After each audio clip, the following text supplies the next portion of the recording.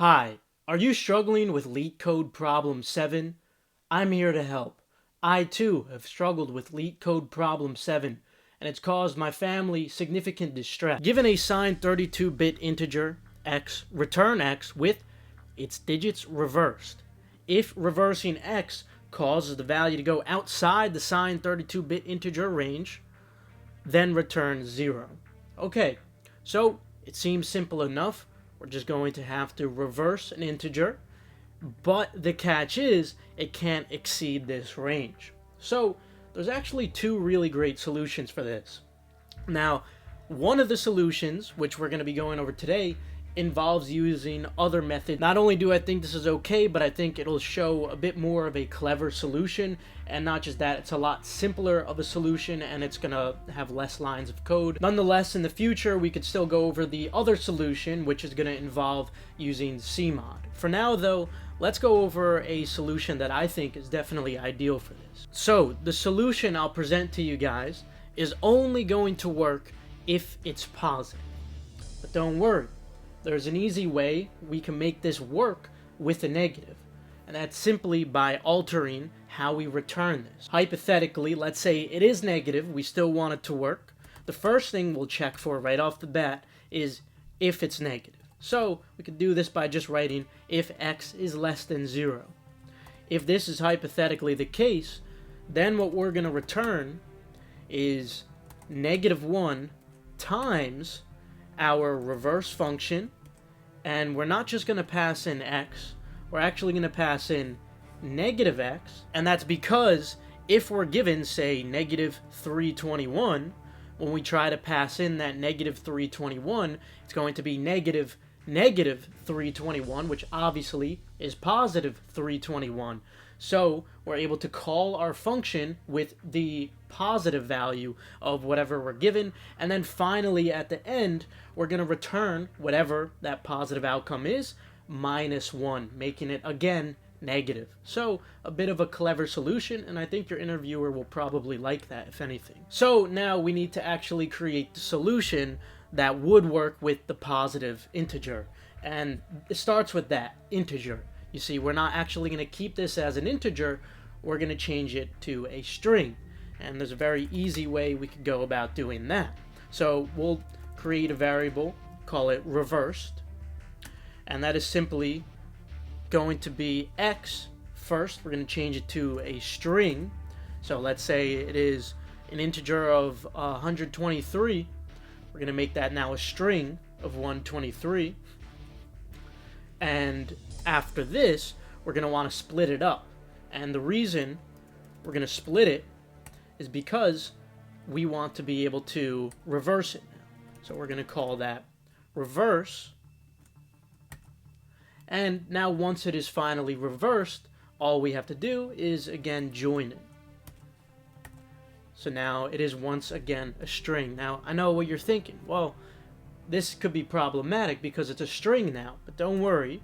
JavaScript is incredible because it's actually going to automatically change it to an integer again for us when we check for the constraint.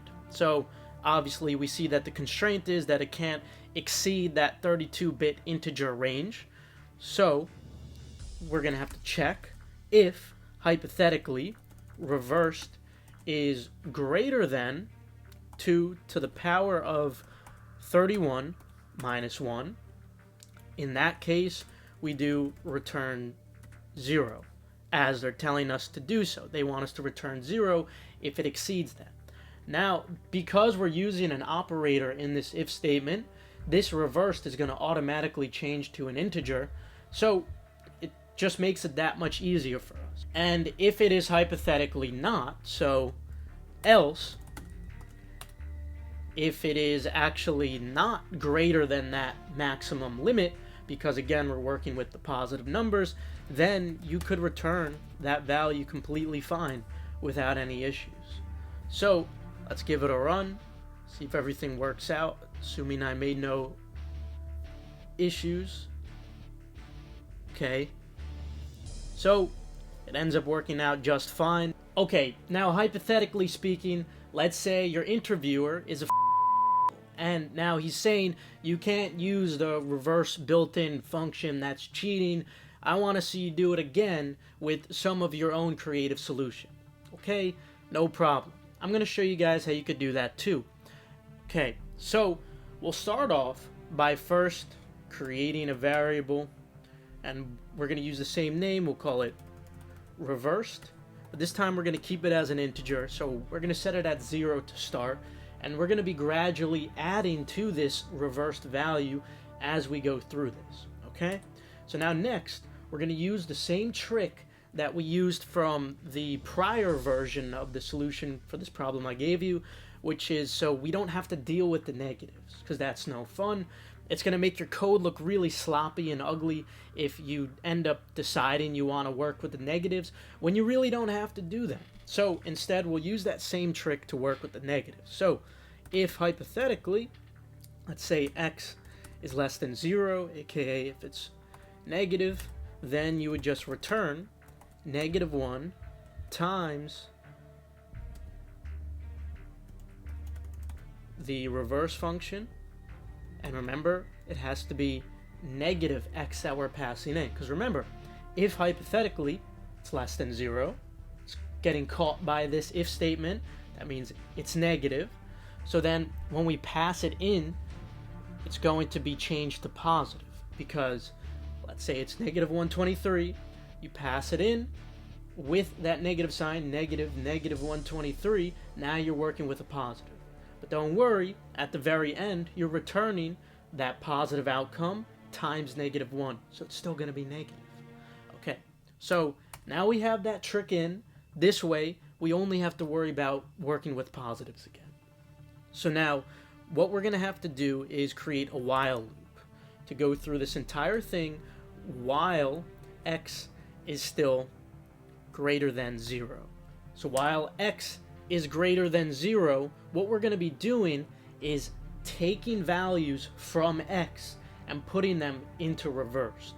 Now, how do you do that if these are going to be staying as integers rather than strings? We can't just split it up and reverse it again. Well, there's an easy way we could do this by using the cmod, this little %sign. And what this is essentially going to do, it takes the remainder from a certain value, and with that remainder, now you could add that into reversed.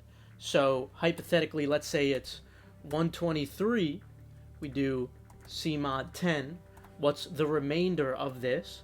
That would just be 3. So now we get this last digit because we just stripped it off.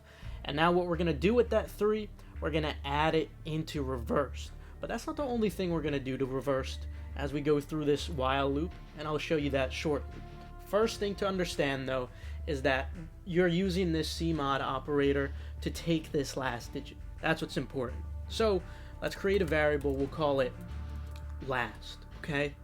Last equals x cmod 10. This way we could get that 3. Let's say if it's 123, you're getting that 3. So now next, you have to adjust x, because we don't want to work with that same value over and over again. Then we would just continuously be adding that 3, 3, 3 into reverse, and we don't want that. We want to make sure we're getting a new value every time we go through this loop. So in order to do that, now x is going to equal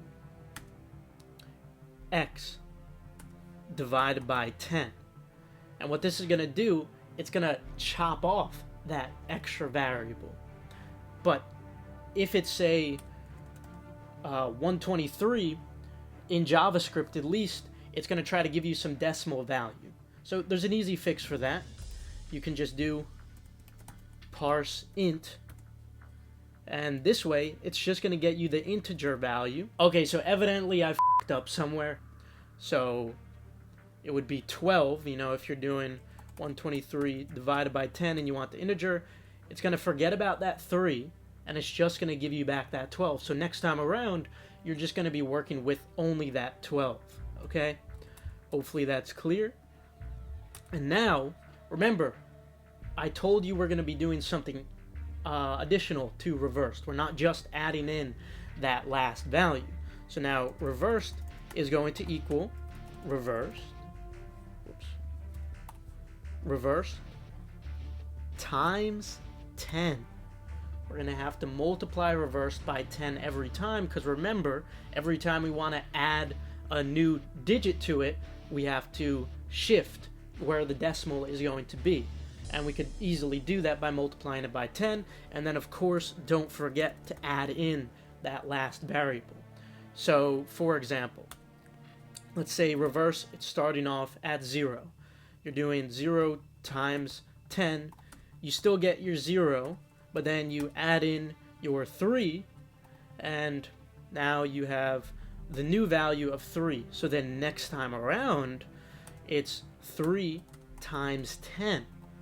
And now you have 30 plus the next time around, it'll be the 2.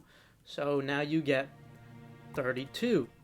And you keep doing this again until you reach the very end. And the very end is when you're finally at 3 divided by 10, and since you're parsing the int, there's not going to be an integer, it's just going to be 0. And remember, this is a while loop, has to be greater than 0, and so finally the while loop is going to come to a conclusion at that point. But now remember, we also have to make sure that it doesn't exceed this constraint, okay?